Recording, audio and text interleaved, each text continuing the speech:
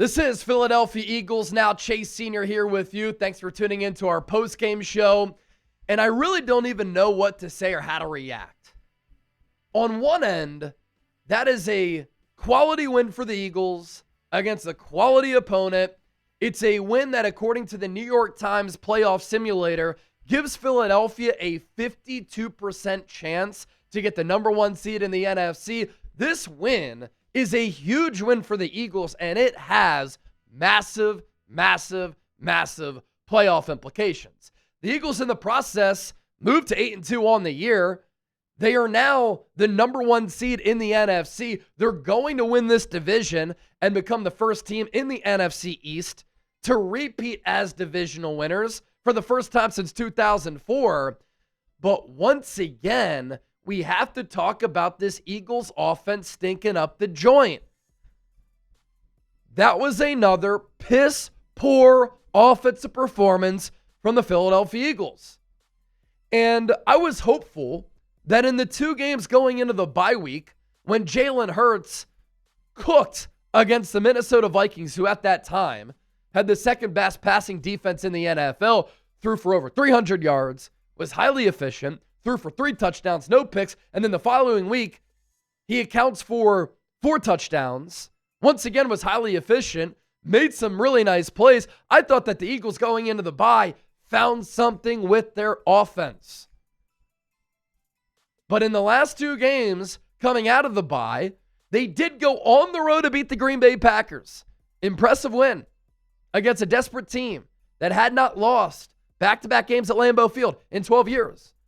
Then the following week, short week against the Detroit Lions, one of the top teams in the NFL. This defense shuts the Lions offense down. Yet, you're still so unsatisfied and very frustrated. That's not a byproduct of us being in Philadelphia, having high expectations, and expecting the best out of this football team. It's the reality with this team right now. 10 points against the Green Bay Packers, 16 points against the Detroit Lions, and it's a great win.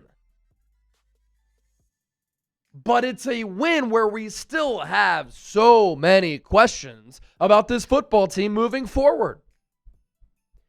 And I have been one of the biggest Jalen Hurts supporters since he got drafted by the Eagles in the second round in 2020. I tweeted out on draft night. I love this pick. He was great against Minnesota. He was awesome against the Giants. The last 2 games, he has not played that well. Jalen Hurts needs to be better. And I know that the weather played a factor against Green Bay. Real field temp, 17 degrees, wind gusts up to 20 miles per hour. Tonight, it felt like it was in the mid-30s, wind gusts at times up to 40 miles per hour. But it didn't keep Dan Campbell or Kevin Patullo from calling pass plays. And it didn't really affect the pass game in this game. Jalen Hurts, ladies and gentlemen, was not good. And he missed a bunch of layups that could have changed the tide of this game, moved the chains for this offense, and put more points on the board. So the last time I called out Jalen Hurts, when I said, I wonder what the offense would look like with Tanner McKee, Eagles fans put me in their crosshairs. But what we're seeing now was what we were seeing early in the year, and I am here once again saying, Jalen Hurts, you need to be better. And this has kind of become the MO for him throughout his career. He is a very hot and cold player. He'll have games like he had against Minnesota and against the Giants. Then he'll have back-to-back clunkers. And this defense is insanely good. This defense is truly elite. But you can't just rely on this defense to do this week in and week out in today's NFL. I know right now it's been working for the Denver Broncos, and they're in the running to maybe get the number one seed in the AFC because of their defense. And it's a great luxury to have, a great defense like that. You need to play complementary football. You need to play balanced football. And the Eagles aren't doing that right now because this offense can't do anything well. They couldn't even run the tush push tonight. They got stopped on the tush push. Can't run it. Can't throw it. And look, you're going up against two pretty good defenses the last 2 weeks, but this Lions secondary, they were without 3 of their top 5 DBs. And the Eagles couldn't find any success on offense. Now, something that a lot of people lose sight of is the lack of continuity that Jalen Hurts has had with play callers in his career. It's not doing him any favors. 2016, Lane Kiffin. 2017, Brian Daboll. 2018, Mike Locksley. 2019, Lincoln Riley. 2020, Doug Peterson. 2021, Nick Sirianni and Shane Steichen. 2022, Shane Steichen. 2023, Brian Johnson. 2024, Kellen Moore. 2025, Kevin Patullo. When you don't have any rapport or continuity or synergy at offensive coordinator, yet you're still able to rise above it, that's a testament to Jalen Hurts and how great of a football player he is. And it doesn't do him any favors that he doesn't have any consistency as far as his play caller goes. And so casual fans will never mention that on social media. They'll just say that Jalen Hurts sucks, which he doesn't. More continuity at OC with the play caller would certainly help. But Jalen Hurts also needs to be better. Kevin Patullo drew up the spread out formation where Saquon Barkley is able to dust Jack Campbell on the stutter go. Hurts missed that throw. There were other throws that Hurts missed tonight. There were a couple of drops. And Kevin Patullo needs to do a better job. He just might not be capable of doing a better job. And that would be a damn shame if in the playoffs this Eagles offense keeps this team back. Because this defense is young, this defense is balling, and this defense is Super Bowl caliber. We'll talk about that defense in a moment. A.J. Brown complains about his targets, goes viral and vocal and public with it again, to the point where Big Dom had to call a meeting between him and the owner, Jeffrey Lurie, on the sideline during an Eagles practice. When the owner is getting involved, obviously, it's a big deal. And I'm never a fan of when a team has to force feed the ball to a player just to force feed the ball to the player to appease him and make him happy. And I didn't think this Eagles offense was better off going after A.J. Brown and targeting him as much as they did. 7 catches for 49 yards. There was a play where Hurts threw a deep ball. A.J. gave up on it. There was a play where A.J., if the ball was not tipped, let a ball go through his hands. You can't complain about targets and you wanting to be involved and play a role in this offense, and then when your number is called, you don't make those plays. And I think DeVonta Smith this year has been the Eagles' better wide receiver. But what did the Eagles do tonight? They tried to appease A.J.,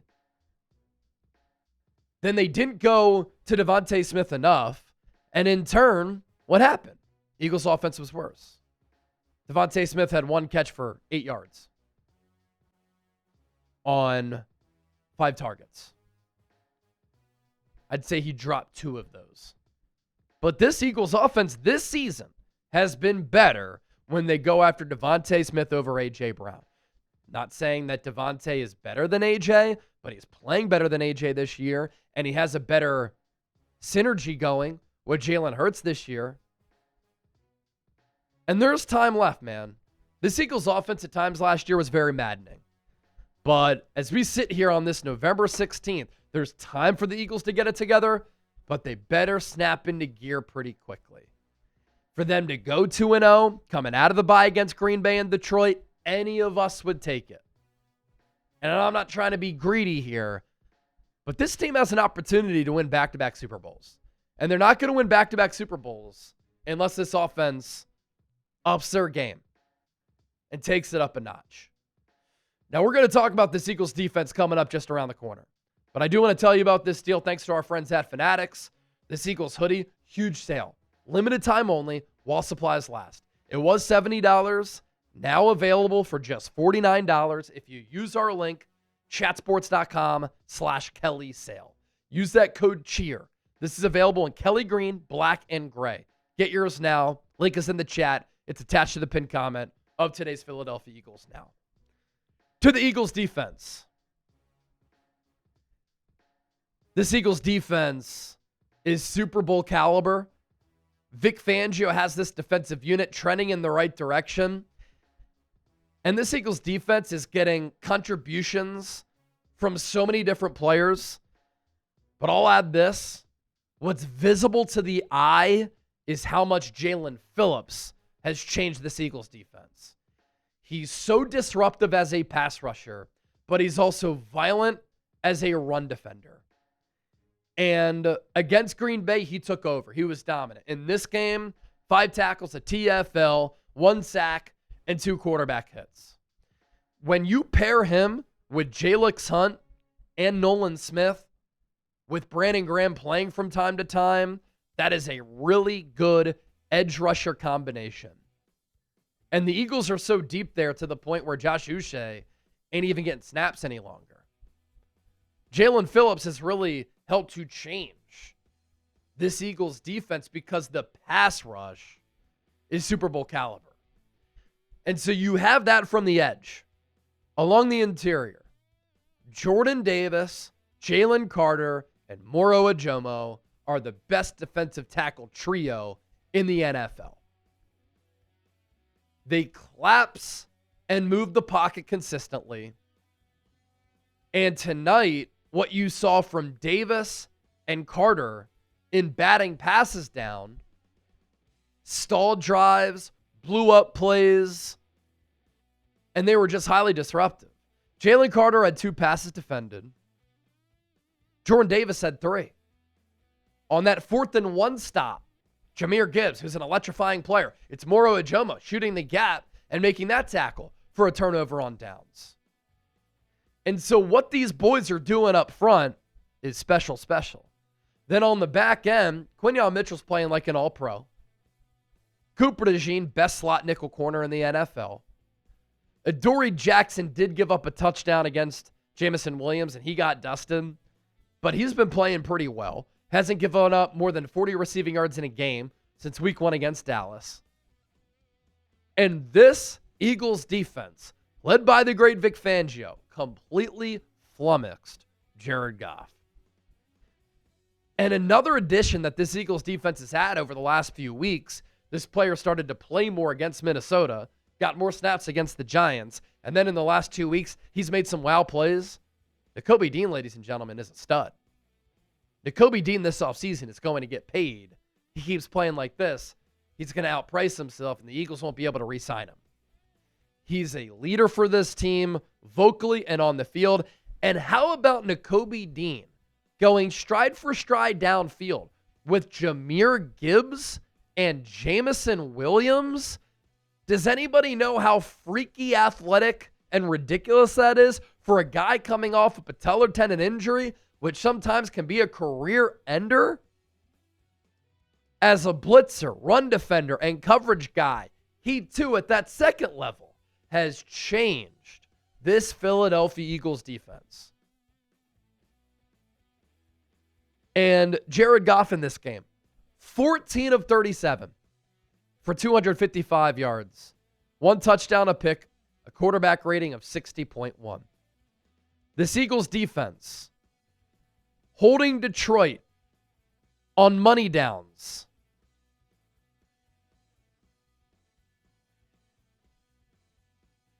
To 3 of 13 on 3rd downs and 0 of 5 on 4th downs. That is a combined 3 for 18 on 3rd and 4th down.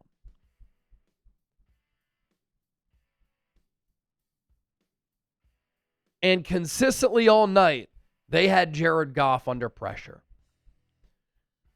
What this Eagles defense has done against Green Bay and Detroit in back-to-back weeks, against 2 of the upper echelon teams in the league, it's crazy impressive, which is why it's so frustrating that this Eagles offense has been so bad.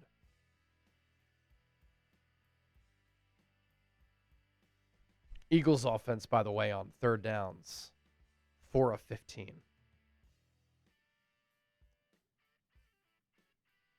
Needs to get better.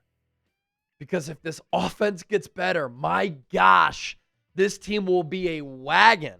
And they can go belt to ass in the playoffs with how well this defense is playing. And if they get home field advantage, bye week in week 1, you love the way that this sets up for the Eagles to go back to back. And it's a special category of teams that's been able to do that. That's the Chiefs of the world, the Patriots of the world, the Niners of the world of the 80s, the Cowboys in the 90s. That's the type of tier that we're talking here. And that's why I get so pissed off talking about this offense, that they continue to struggle to the levels that they struggle at because they can't spoil how this team is built. Because what's also crazy, this Eagles defense, one of the youngest units in the NFL, one of the cheapest units in the NFL. That's going to change soon. Jalen Carter due for a bag. Nakobe Dean, a free agent. Moro Ejoma, a free agent after next year. Quinyon Mitchell, Cooper DeJean, going to be paid soon. Reed Blankenship, free agent after the year. See what I'm getting at here? Now, we could all be fooled, and the Eagles could be that 2000s Baltimore Ravens type of defense that wins a Super Bowl with Trent Dilfer. But there's too much offensive talent for this Eagles offense to struggle this much. And mostly it's a scheme issue. It's a play calling issue. Kevin Patullo can't really sequence plays. Doesn't really have a rhythm. Some of his stuff is predictable. But it's also on Jalen Hurts, and he has to play better too. Can the Eagles win a Super Bowl with this offense this year? Yes or no? Don't forget to hit that subscribe button. We appreciate your support. Go Birds, 8-2, putting together another really special season.